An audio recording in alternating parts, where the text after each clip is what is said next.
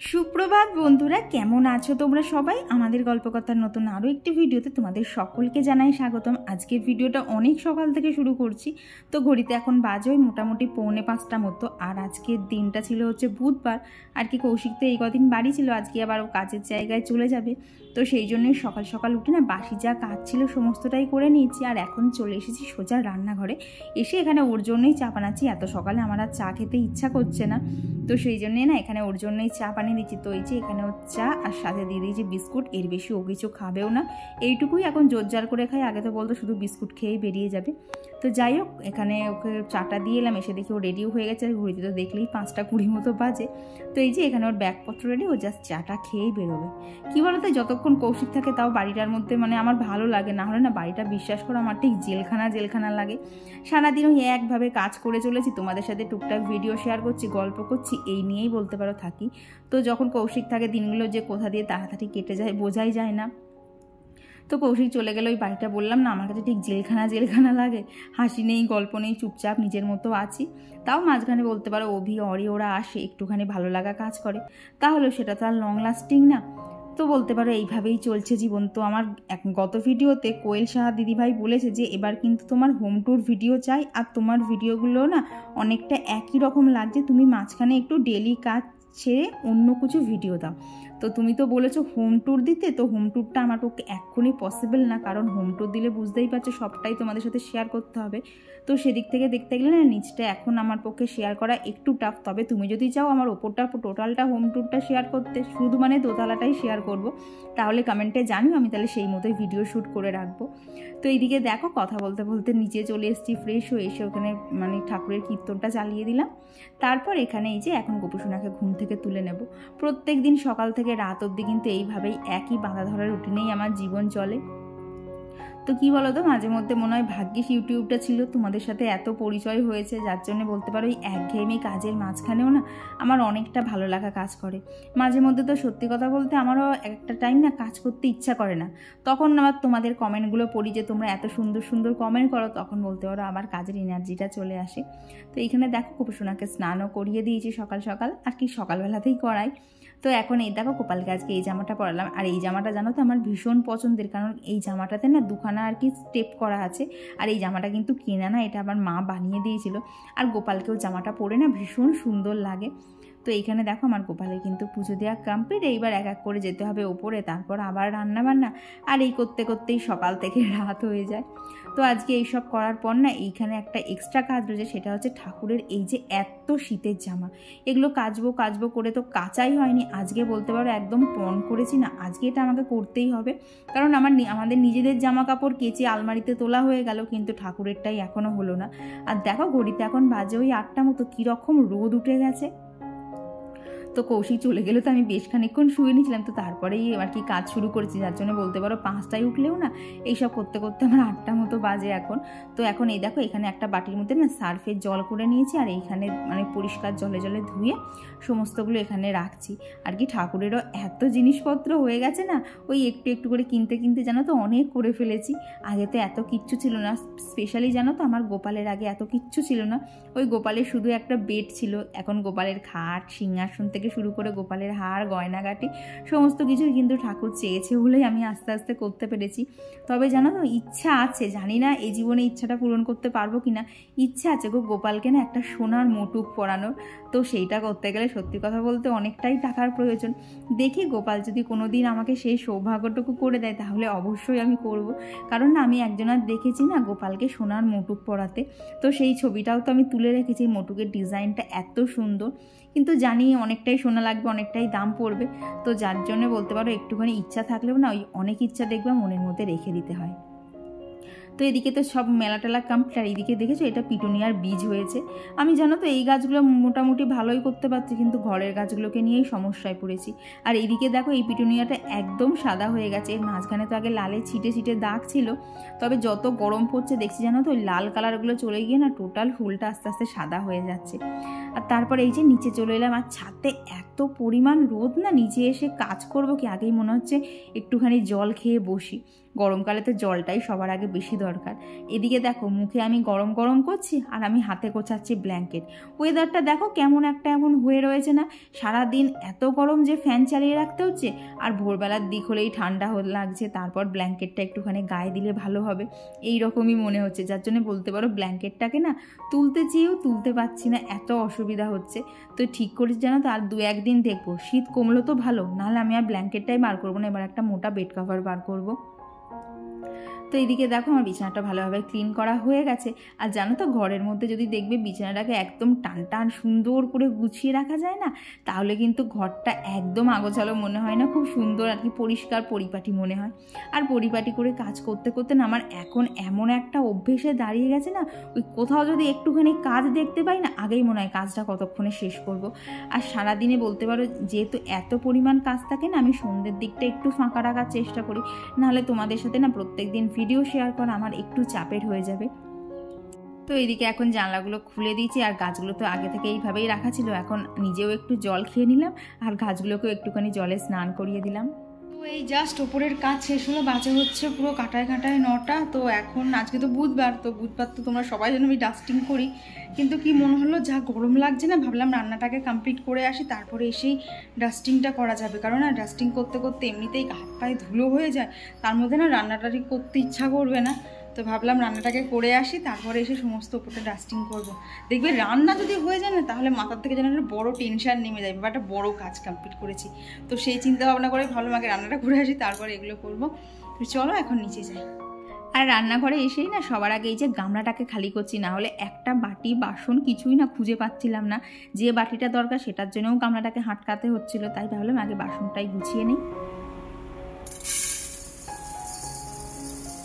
আর এদিকে দেখো আমার আলু কাটা হয়ে গেছে, বেগুন ভাজা করবো, বেগুন কাটাও কমপ্লিট। এখন এই যে ভাত করবো, তো চালটা খানিকক্ষণের জন্য ভিজিয়ে রাখলাম, তাহলে না ভাতটা অনেকটা তাড়াতাড়ি হয়ে যায়। আর ওইদিকে তো দেখলে আমার ডিমটাও সিদ্ধ করা কমপ্লিট। তো নিবেদিতা দিদি বলেছিল যে আমার তো এগ বয়লার রয়েছে, তো কেন বাটিতে করে করছি, কি বলো তো এগ বয়লারটা না মানে সেইভাবে যে রাখবো ব্যবহার করবো সেই স্পেসটা পাচ্ছি না, কারণ জিনিসগুলো আমার সব থাকে ওপরে আর রান্না বান্না হয় নিচে, আর নিচে না রাখার সেইভাবে জায়গা নেই। তো সেই জন্যই বলতে পারো বাড়িতে একটা ফার্নিচার বানানো হবে, যার জন্য আমার এইসব যে এক্সট্রা জিনিসগুলো না সেগুলো যাতে নিচে রাখতে পারি, আর যখনই প্রয়োজন টুক করে নিতে পারি, নাহলে ওই একটা জিনিস নিতে গেলে না আবার ওপরে আসতে হবে, নিতে হবে, দিয়ে সেটা ব্যবহার করা হয়ে যাওয়ার পর না ক্লিন করে আবার আমায় ওপরে রাখতে আসতে হবে। এইটার কি হয় বলো তো, জিনিসটা হয়তো মানে শুনতে গেলে খুবই সহজ লাগে যে এইখান থেকে নেবো এখানে রেখে দেবো, কিন্তু সেটা না ডেলি বেসিসে করতে করতে না ভালো লাগে না। তো ওইগুলোকে বলতে পারো ব্যবহার করবো বলেই বাড়িতে নতুন ফার্নিচারটা হবে। আর এদিকে তো আজকে আমি জলখাবারে খেয়েছিলাম গতকাল রাতের পান্তা ভাত আর আলু ভাতে, জাস্ট ফাটাফাটি লাগছিল খেতে। আর কি গতকাল রাতে তো বিরিয়ানি আনা হয়েছিল, তো বেশ খানিকটা ভাত বেঁচে গেছিলো, তো সেইটাই আমি খেয়ে নিয়েছি। আর আজকে জানো তো এখানে ভেবেছি মাছটা একটুখানি অন্যভাবে বানাবো। তো আজকে বানাবো হচ্ছে দই রুই। দই কাতলা তো প্রায় আমরা এদিক ওদিক খেয়ে থাকি, কিন্তু দই রুইটা সহসা দেখবে করাও হয় না, আর বিয়ে বাড়িতে গেলে চট করে পাওয়াও যায় না, ওখানে দই কাতলাটাই পাওয়া যায়। তো আজকে এই রেসিপিটাই তোমাদের সাথে শেয়ার করবো। তো এখানে না মাছটাকে আগে সামান্য পরিমাণে নুন আর একটুখানি ব্ল্যাক পেপার দিয়ে না আর কি মাখিয়ে রেখেছিলাম, তারপরে দেখো মাছগুলোকে কিন্তু এখানে ভেজে নিয়েছি। আর এই মাছ ভাজাতে কিন্তু আমি একটুও হলুদ ব্যবহার করিনি, এমনকি পুরো রান্নাতেও কিন্তু একটুও হলুদের ছোঁয়াও যাবে না। তো এখানে দেখো এখন গোটা গরম মশলা, তেজপাতা, শুকনো লঙ্কা, জিরে ফোড়ন দিয়ে নিয়েছি। তারপর না এর মধ্যে এখানে আদা, রসুন, কাঁচা লঙ্কা আর হচ্ছে পেঁয়াজ, এই 4টে ভালোভাবে বেটে সেটাকে পেস্ট করে দিয়ে দিলাম ওই তেলের মধ্যেই। আর এখন দেখো এর মধ্যে 4 মগজ, দই আর চিনি আর সামান্য জল অ্যাড করে এটাকেও একটা পেস্ট বানিয়ে নেব। আর ওটা ওখানে রেডি করতে করতে না এখানে আমার আর কি যে আদা রসুনের পেস্টটা ছিল সেটার থেকেও ভালোভাবে তেল ছেড়ে গেছে। এখন এর মধ্যে সামান্য পরিমাণে হচ্ছে কাশ্মীরি লঙ্কার গুঁড়ো, জিরের গুঁড়ো আর দিয়ে দিয়েছি হচ্ছে সামান্য যতটা পরিমাণে লাগবে ততটা নুন। তো সেইটা দিয়েও ভালোভাবে কষিয়ে নিয়ে যে দইয়ের পেস্টটা বানালাম সেটাকেও দিয়ে জল দিয়ে এখন ভালোভাবে এই যে ফুটিয়ে নিয়েছি। আর এরপর মাছগুলো ঢেলে দিলেই ব্যাস, রান্না দেখো কত সহজ।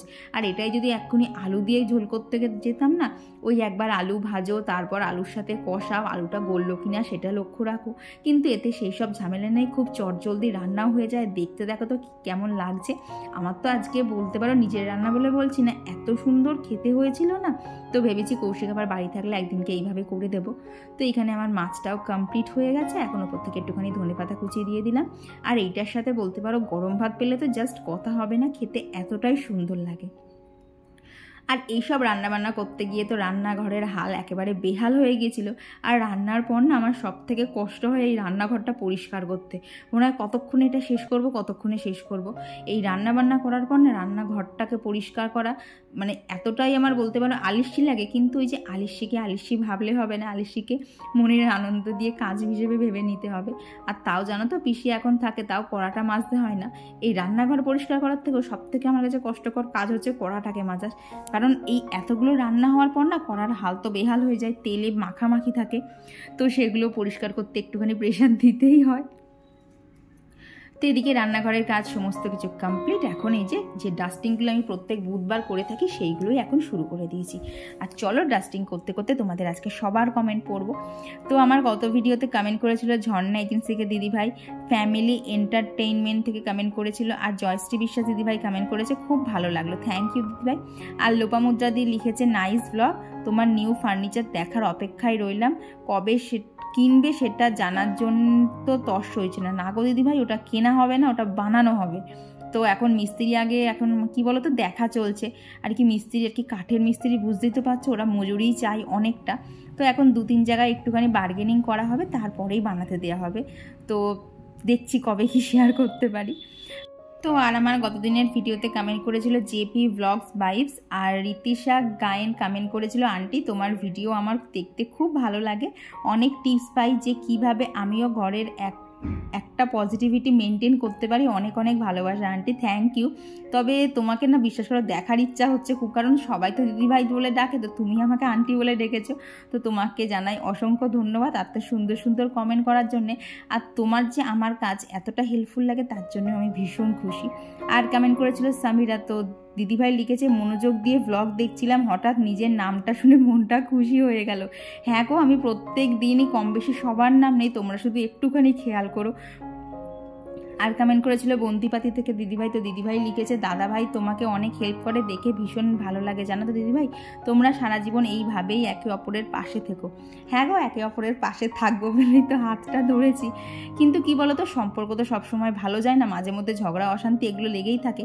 তবে ওই যে একে অপরের হাতে হাত রেখে একসাথে পথ চলার সিদ্ধান্ত নিয়েছি, যার ফলে বলতে পারো যতই ঝগড়াঝাটি যাই হোক, আবার সেই দিনের শেষে সমস্ত কিছু আর কি দূরে ঠেলে এক হতেই হয়। আর কমেন্ট করেছিল পায়েল থেকে, মানে পায়েল 36 থেকে পায়েল দিদিভাই, তো দিদিভাই লিখেছে আমার বড় জানো তো মাছ করলেই বলবে সর্ষে দিয়ে করো। হ্যাঁ গো, কৌশিকও তাই বলে, ওকে কিছু মানেই আগেই সর্ষে বাটা দিয়ে করে দাও। আর বলো তো এই গরমে সর্ষে বাটা খাওয়াটা কতটা খারাপ, কিন্তু কে শোনে কার কথা। আর কমেন্ট করেছিল পুষ্পা জয়সরি ব্লগ। আর প্রিয়াঙ্কাস ডেলি লাইফ থেকে দিদিভাই কমেন্ট করেছে তুমি স্পাইডার প্ল্যান্টের পটটা চেঞ্জ করে নতুন করে রিপোর্ট করো। দিদিভাই জানো তো আমি ভেবেছিলাম রিপোর্ট করব, কিন্তু সেটা সম্ভব না, কারণ না গাছের গোড়াটাই একদম পুরো শুকিয়ে গেছে। তো এই গাছের প্রচুর স্টক তো আমার মার কাছে আছে, তো ভেবেছি মার কাছ থেকে একটা ভালো করে গাছ এনে সেই গাছটাকে আবার নতুন করে বসাবো।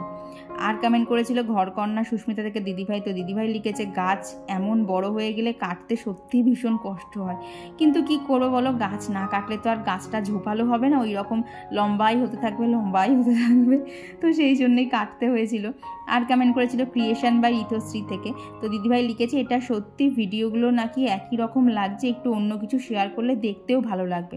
তো দিদিভাই তুমি কীরকম ভিডিও দেখতে চাও অবশ্যই জানিও, আমি তোমাদের কাছে রিকোয়েস্ট করছি যে তোমরা কি মানে কোন টপিকের ওপর ভিডিও দেখতে চাও অবশ্যই জানিও, তাহলে আমি সেইভাবেই করার চেষ্টা করব। আর কমেন্ট করেছিল পিয়ালি সমাদদার কত, তো দিদিভাই লিখেছে তোমার সাথে দেখা করতে খুব ইচ্ছা করে, কিন্তু তুমি এত দূরে থাকো, দেখি কখনো দেখা হয় কিনা। কি বলো তো, ওই একটা কথাই বলে না পৃথিবীটা গোল, ভগবান যদি চাই ঠিক একে অপরের সাথে দেখা হয়ে যাবে। আর কমেন্ট করেছিল দীপর্ণা, তো দীপর্ণার সাথে তো অনেকই কমেন্ট হয়েছে। আর কমেন্ট করেছিল সুরভিদি, তো কতদিন তো তোমাদের সাথে শেয়ার করেছিলাম যে 15 টাকার কোল্ড ড্রিঙ্কসটা 20 টাকা নিয়েছিল, তো সুরভিদি লিখেছে 20 টাকা নিলে বলবে আমাকে নর্মাল দাও, আমি বাড়ি গিয়ে ফ্রিজে রেখে দেবো। হ্যাঁ গো, সেরকম যদি বলতে পারতাম তাহলে তো হয়েই যেত, তাহলে বলতো থাক আমার দোকান থেকে আর কিনতে হবে না, অন্য দোকানে দাও যেখানে কম পাবে। কীরকম অন্যায় আবদার বলো তো, 15 টাকা প্রিন্ট সেই 5 টাকা বেশি নেবে, আর ফ্রিজের চার্জ কখনো 5 টাকা হতে পারে?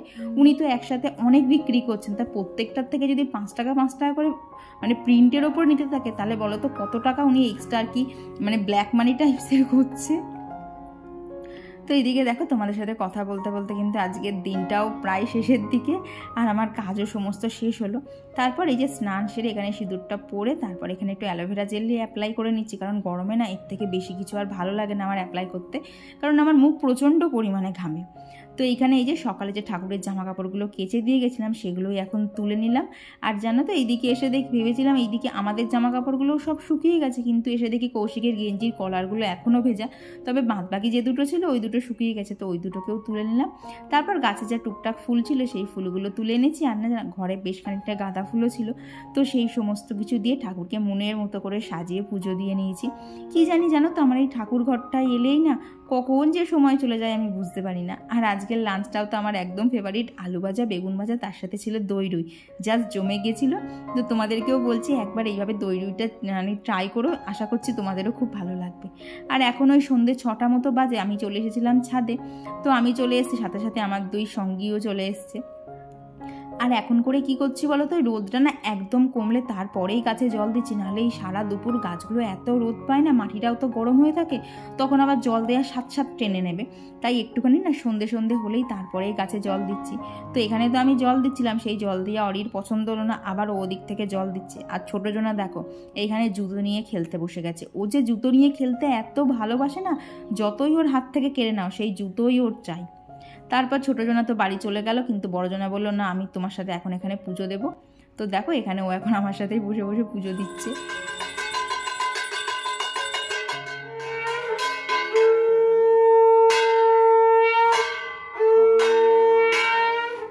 আর আগামীকাল যেহেতু বৃহস্পতিবার, তাই জন্য দেখো বৃহস্পতিবারের খানিকটা কাজও এখন এগিয়ে রাখছি, কারণ সকালবেলা করে না এই এতগুলো ঠাকুর নামিয়ে তাদেরকে পরিষ্কার করে আবার বসাতে না অনেকটাই সময় চলে যায়, তো সেই জন্য না এই কাজগুলো অনেকটাই আগের দিন রাতেই করে রাখি। স্পেশালি কী বলো তো, ঠাকুরের জামা কাপড় চেঞ্জ করানো, আর ওই যে তোয়ালেটা পাতা থাকে সেই তোয়ালেটাকে চেঞ্জ করে দেওয়া। তো এইদিকে বড় সিংহাসনটা তো কমপ্লিট হয়ে গেছে, তবে ছোটো সিংহাসনটা একটু বাদে করব, কারণ এই যে ঠাকুরের এখানে এত জিনিসপত্র দেখেছো সব ছড়িয়ে বার করেছি, কারণ কি বলো তো ভেতরটা না একদম হাবিজাবি হয়ে গেছিলো, একটু অর্গানাইজ করা ছিল না, তো সেটা করলাম। করে এইদিকে সিংহাসনটাকেও আর কি ঠাকুর স্বয়ং দেওয়া কমপ্লিট। তো তারপরে এই যে ঠাকুরের নাইট ল্যাম্পটা জ্বালিয়ে দিলাম, দিয়ে আজকের কাজ বাজ এখানেই কমপ্লিট। এইবার বলতে পারো ফুল টাইমটা আমার এডিটেড থাকে। ওখানে সমস্ত কাজ ছেড়ে ওপরে এলাম, বাজে হচ্ছে একদম কাটায় 8:30। মানে কি বলো তো, মানে বুধবারে কি হয়, বৃহস্পতিবারের অর্ধেকটা কাজ এগিয়ে রাখতে যাই, তো ঠাকুরের ওখানে প্রচুর সময় লাগে। যতটা ভিডিও করেছি তো করেছি, তার বাইরেও খুচকাচ এদিক ওদিক, বাইরে যাচ্ছি, ধোয়াধুয়ি করছি, অনেক সময় লেগে গেছে। তো তারপরে এখন ওপরে এলাম, আর কি জানো তো একটা ভুল হয়ে গেছে। ব্যাপারটা কি হয়েছে, কৌশিক তো এরকম মঙ্গলবারে তো যায় না, ও গেলে সোমবারে যায়, এবার আমি জানি আজকে না মাথার মধ্যে ঘুরছে শুধু সোমবার করেছি কি, দেখো মাথায় যে আজকে শ্যাম্পুটা করবো একদম ভুলে গেছি, কালকে তো বৃহস্পতিবার শ্যাম্পু করতে নেই, মাথাটা না মানে এই দেখো নিচের দিকটা দেখো দেখে কিন্তু একদম মানে ঠিকঠাকই আছে, একটু বেশ অয়েলি হয়ে নেই, কিন্তু ওপরেরটা দেখো চুল নড়বে না, প্লাস কেমন যেন আঠাও লাগছে। এখন কালকে তো শ্যাম্পু করতে পারবো না, এখন সেই শুক্রবার অবধি ওয়েট করে বসে থাকতে হবে। আর আজকে যেন আরেকটা কি হয়েছে, আমাদের বাড়ির এখান থেকে একটা পার্ক আছে, দুর্গাদাস পার্ক, তো সেইটা প্রায় যদি আমরা হেঁটে যাই মিনিট 20 লাগে বাড়ির থেকে যেতে। সেই অতটা রাস্তা অভি মানে দুষ্টুর ভাই ও বাপির সাথে হাঁটতে হাঁটতে গেছে, আবার হাঁটতে হাঁটতে এসেছে। ওইটুকু বাচ্চা অত হাঁটলো কি করে, শুনেই তো পুরো অবাক লাগছে। তো যাই হোক, তখন তো দেখলে ওরা ওখানে ছিল, তো শুনতে থেকে অনেক হই হয়েছে। আর এই হয়ে চক্করে আমার ঘরে এখন প্রচুর মশা ঢুকে গেছে, এত মশা ঢুকেছে না বসা যাচ্ছে না, মানে ফ্যান চলছে তাও মশা কামড়ে চলেছে। তো এই হচ্ছে অবস্থা। তো চলো আজকের ভিডিওটা এখানেই রাখছি। ভিডিওটা তোমাদের কেমন লাগলো অবশ্যই জানিও, আর ভালো লাগলে প্লিজ একটা লাইক করে দিও। আর তোমরা কেমন ভিডিও দেখতে চাও অবশ্যই কিন্তু কমেন্টে জানিও, তাহলে সেই মতো ভিডিও তৈরি করার চেষ্টা করব। তো চলো আজকের জন্য টাটা।